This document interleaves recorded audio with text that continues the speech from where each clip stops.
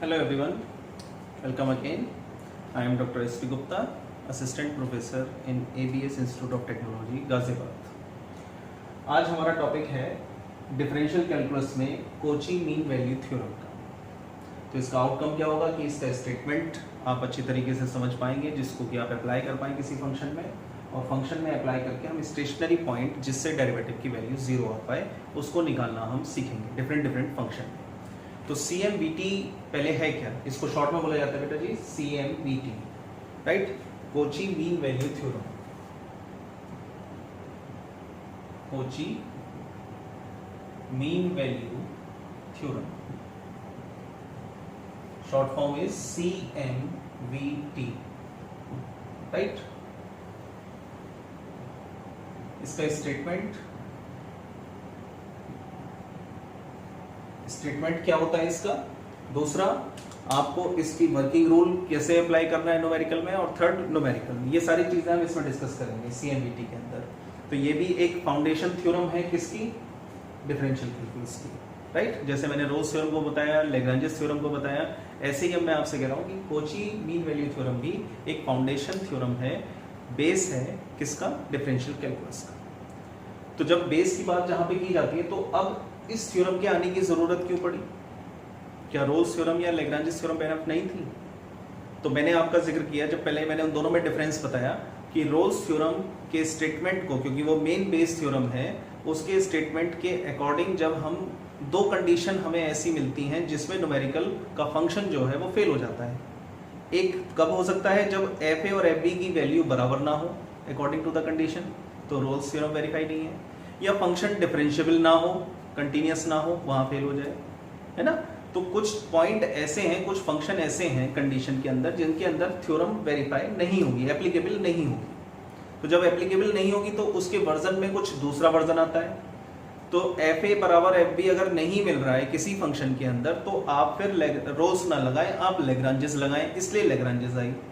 लेकिन अब third part आता है कि भाई अगर आपके पास दो फंक्शन है, एक फंक्शन नहीं है, दो फंक्शन है, वहां पे क्या था, सिर्फ एक function fx।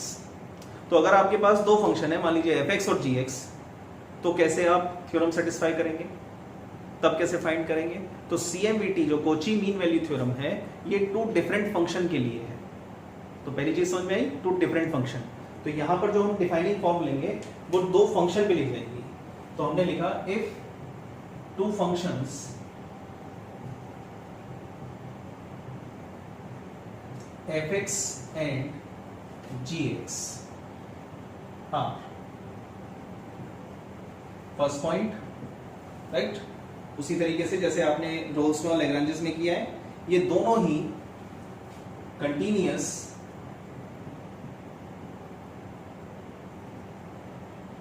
Eight closed interval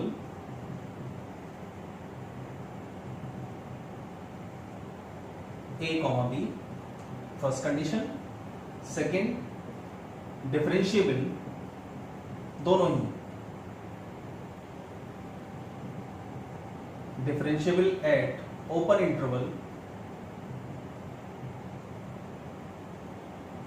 a, b, right.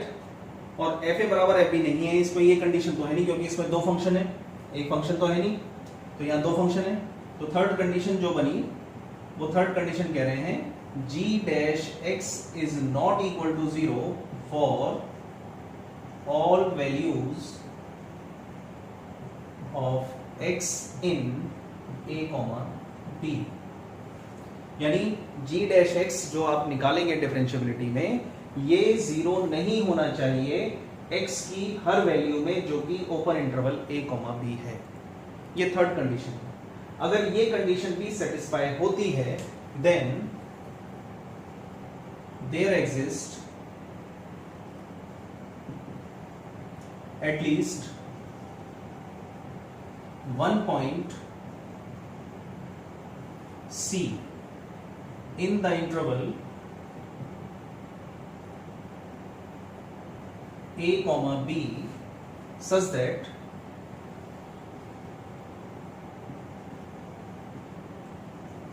FB minus FA upon GB minus G A is equal to F dash C upon G dash C for all जो सी है वो लाई कर रहा है ए कॉमा बी, राइट। तो ये इसका statement है जो आपको अप्लाई करना है CMVT के लिए। तो तब आप कहेंगे जब ये फॉर्म हो जाएगी और सी निकल जाएगी, hence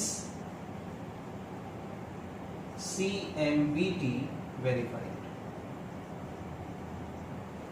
CMVT verified, right.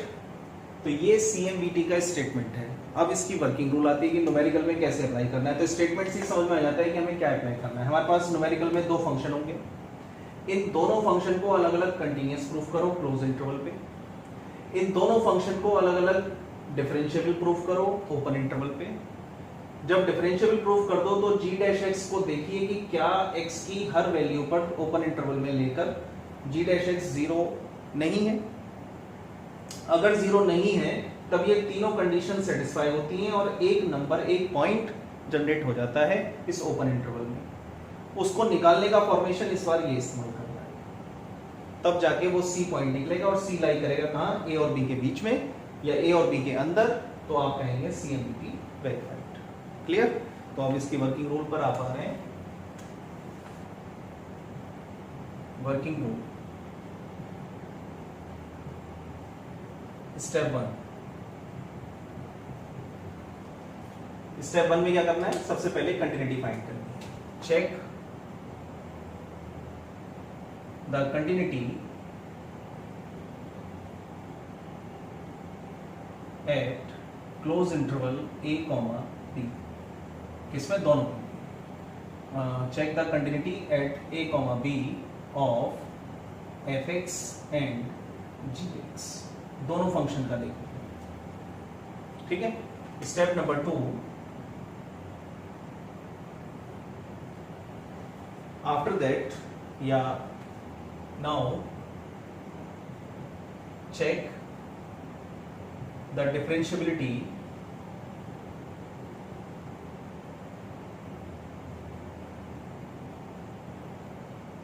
of fx and gx at open interval A, B।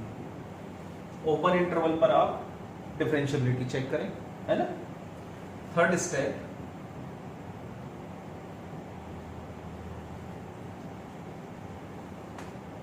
After that check g dash x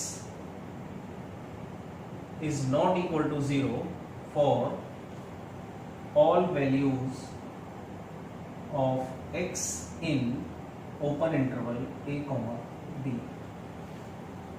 open interval A, B की हर वैल्यू पर x डालकर g dash x में चेक करें कि g dash x not equal to 0 आना चाहिए। ठीक है। Step 4,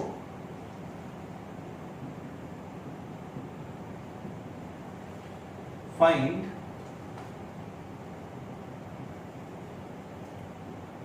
FB, FA, GB and G। ये चारों वैल्यू आप निकालिए और साथ में आप and F dash C, G dash C, ये सब निकाल दीजिए। और जब ये निकल जाए तो स्टेप 5 पर आइए। और स्टेप 5 में क्या कह रहे हैं आपसे, there exist a point C in A, B such that FB minus FA upon GB minus GA equals to F dash C upon G dash C। इस फॉर्मेशन का यूज करें और उसके बाद थ्योरम को वेरीफाई करें, C की किस वैल्यू पर ये वेरीफाई। ठीक है। अब इस पर बेस में न्यूमेरिकल स्टार्ट। थ्योरम की स्टेटमेंट को, वर्किंग रूल को समझ लीजिएगा आप लोग। मैंने वर्किंग रूल को मैं फिनिश नहीं कर रहा हूँ, साफ नहीं कर रहा हूँ इसको। आप वर्किंग रूल के स्टेप्स के साथ न्यूमेरिकल पे चलेंगे, ठीक है। तो पहला सवाल जो हम ले रहे हैं वो न्यूमेरिकल है, verify CMVT for the function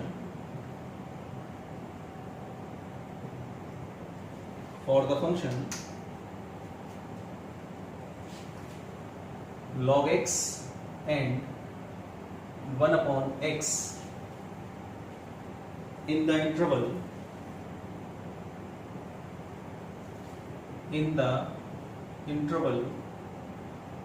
1, e, right. अब ये सवाल है, अब आपको क्लियर दिख रहा है कि भाई इसमें दो फंक्शन है, ये टू फंक्शंस हैं, तो ना तो रोल्स लगेगा ना लैग्रेंजेस लगेगा, दो फंक्शन जैसे आ जाए तो इसका मतलब CMVT लगेगा। अब CMVT की स्टेप्स आपके सामने लिखी हुई हैं, एक एक स्टेप्स की फॉर्म को पूरा करते चले जाइए, ऑटोमेटिक रिजल्ट आ जाएगा। तो पहली स्टेप सॉल्यूशन में फर्स्ट पॉइंट क्या है, कंटिन्यूटी। तो कंटिन्यूटी में आप देख रहे हैं, इसको हमने fx मान लिया, इसको gx मान लिया, तो आपने लिखा let fx equals to log x and gx equals to 1 upon x, ठीक है। सिंस fx एंड gx, या अलग अलग इसको डिफाइन कर दो क्योंकि दोनों अलग अलग है। Since fx is a logarithm function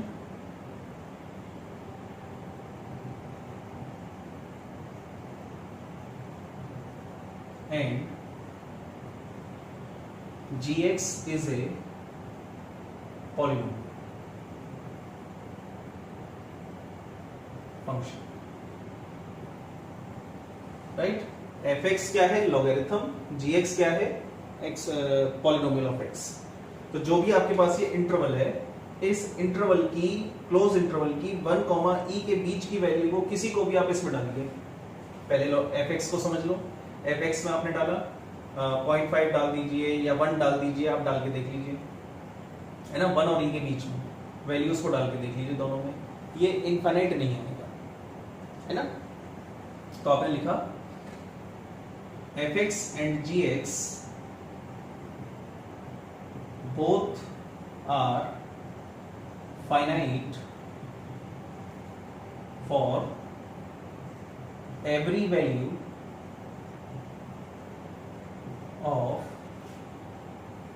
किसकी, इस इंटरवल की, every value of the interval close interval 1, e, ठीक। therefore fx and gx are continuous at 1, e, close interval 1, e। होगी फर्स्ट स्टेप, डन। अब आप आते हैं सेकंड स्टेप पर। सेकंड स्टेप क्या है, चेक द डिफरेंशियबिलिटी, नंबर 2। तो डिफरेंशियबिलिटी के लिए मैं सबसे पहले ये देखता हूं कि फंक्शन कैसा है, यानी मुझे LSD RSD लगाना है या नॉर्मली लगाना है। तो मैं देखता हूं फंक्शन कैसा है, हमें जो दिया गया है, तो ये सिंगल वैल्यूड फंक्शन है, तो मैं उसको डिफाइन कर देता हूं हमेशा, fx and gx single valued function.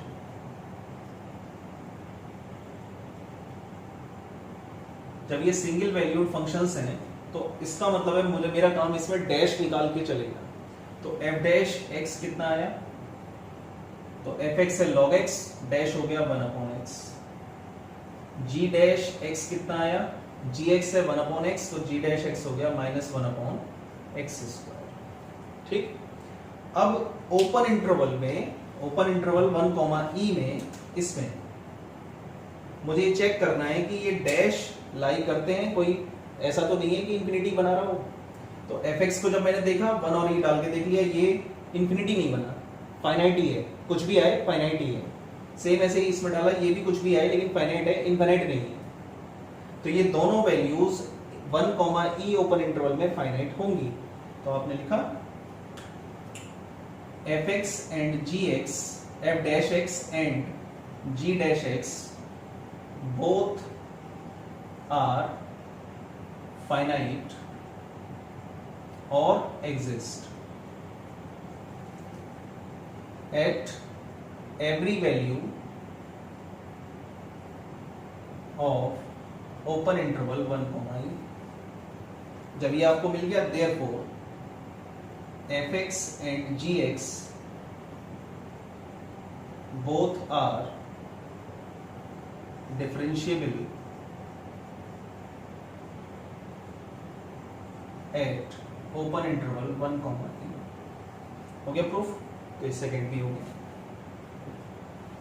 अब थर्ड कह रहा है कि चेक करो g dash x is not equal to 0 for all values of x।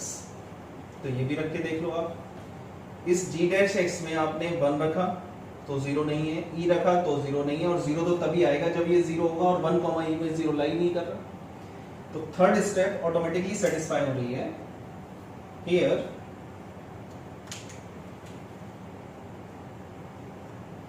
g dash x is not equal to 0 for all values of open interval 1, e. Therefore, the above three condition या all condition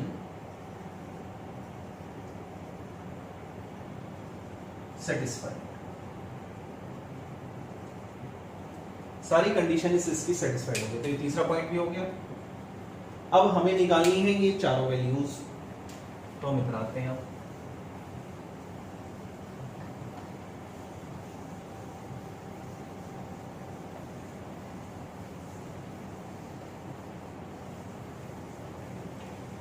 ठीक है, तो अब हमने एक एक करके इनकी वैल्यूज को निकाला। नाउ एफ ए कितना है 1, यहां लिख ले कहीं। ए बराबर है 1, बी बराबर है ई। तो एफ ए का मतलब हो गया f1, f1 का मतलब हो गया log 1, और log 1 का मतलब हो गया 0। एफ बी इसका मतलब हो गया f ऑफ e, और ये आ गया log e, और log e is 1, right.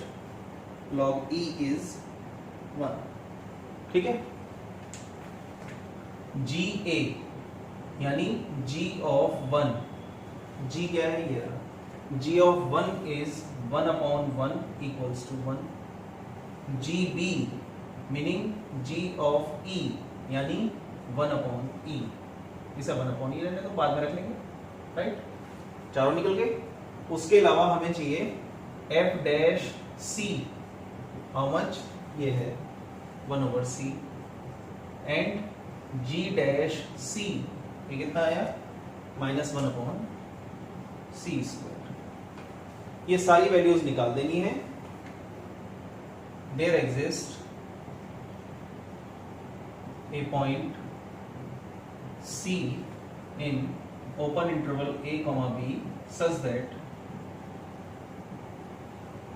fb minus fa upon gb minus ga equals to f dash c upon g dash c, right.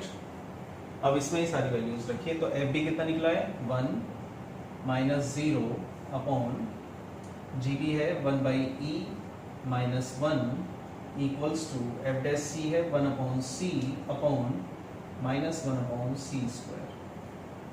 ठीक है, यहाँ तो 1 बचा, यहाँ आ गया 1 - e, तो आ गया 1 e upon 1 - e equals to minus का c अपॉन 1, ये आ गया। ठीक है, क्रॉस मल्टीप्लाई कर दिया तो e equals to c of e -1, minus से मल्टीप्लाई कर दी मैंने अंदर, तो c बराबर आ गया e अपॉन e -1।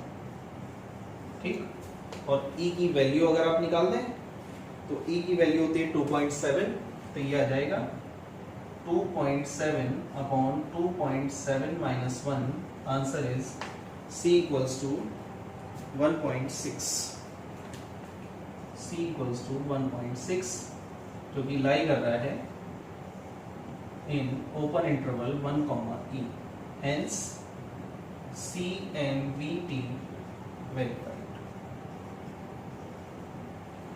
ठीक है, इस तरीके से आप CMVT थ्योरम्स को वेरीफाई करेंगे। क्लियर है, आ रहा है समझ में आपके? तो CMVT थ्योरम किस तरीके से वेरीफाई की जाती है, इसका क्या स्टेटमेंट है, इसमें दो फंक्शन हो जाते हैं। आपको ध्यान रखना है कंटिन्यूटी के लिए तो वही शॉर्ट फॉर्म लेनी है, एक कॉमन जनरल फॉर्म को लेना है। आप लिमिट लगा के नहीं सॉल्व करेंगे, इसको जनरल मान के करेंगे कि फंक्शन कैसा है और उस पर फाइनाइट आ रही नहीं आ रही वैल्यू। डिफरेंशिएबल के लिए ये देखना होता है कि ये सिंगल वैल्यूड है या मल्टी वैल्यूड है। सिंगल वैल्यूड है तो आप डायरेक्ट डैश निकाल कर चेक करिए, मल्टी वैल्यूड है तो आप उसमें LSD RSD निकाल कर कीजिए। उसके बाद तीसरी कंडीशन है G' को निकालिए और उसको देखिए कि क्या वो ओपन इंटरवल 1, जो इस सवाल में दिया गया है उस पर 0 तो नहीं हो रहा है। 0 नहीं हो रहा है तो ये तीनों कंडीशन सेटिस्फाई हो गई। फिर आप इन वैल्यूज को निकालिए जो इस फॉर्मूले में यूज होने वाली हैं और वहां से C निकाल लीजिए। वो C उस इंटरवल में लाई करेगा और CMVT थ्योरम वेरीफाई करेगा। इस तरीके से मैंने आपको ये थ्योरम्स जो कि डिफरेंशियल कैलकुलस की बेस ग्राउंड थ्योरम मानी जाती हैं, एसेंशियल स्टेटमेंट थ्योरम है ये, जिनको आपको आना चाहिए और यही डेरिवेटिव्स की फॉर्म को जनरेट करती है। ठीक है, यहाँ से ये स्टार्टिंग हो जाती है। नेक्स्ट टॉपिक जो होगा वो डेरिवेटिव्स की nth फॉर्म को लेकर चलेंगे हम, यानी अभी तक जो हम जा रहे थे एक सिंगल पॉइंट, उसके बाद हम आए इंटरवल और अब हम जाएंगे nth। तो ये बहुत सारी चीजें आगे ऐसी बढ़ेंगी। तो nth डेरिवेटिव हम फाइंड करना सीखेंगे जिसको हम बोलते हैं सक्सेसिव डिफरेंशिएशन। तो नेक्स्ट टॉपिक जो होगा वो सक्सेसिव डिफरेंशिएशन पर होगा। ध्यान आपको ये रखना है कि डिफरेंशियल कैलकुलस पार्ट 1 में फंक्शन के अंदर एक ही वेरिएबल है, मल्टी वेरिएबल नहीं है, एक ही वेरिएबल है। यानी fx आप देख रहे हैं इसके अंदर x ही है। फंक्शन भले ही 4 हो जाए लेकिन फंक्शन के अंदर जो वेरिएबल है वो केवल एक ही है। तो ये जितने भी टॉपिक्स आएंगे ये सब केवल सिंगल वेरिएबल फंक्शन बेस्ड होंगे।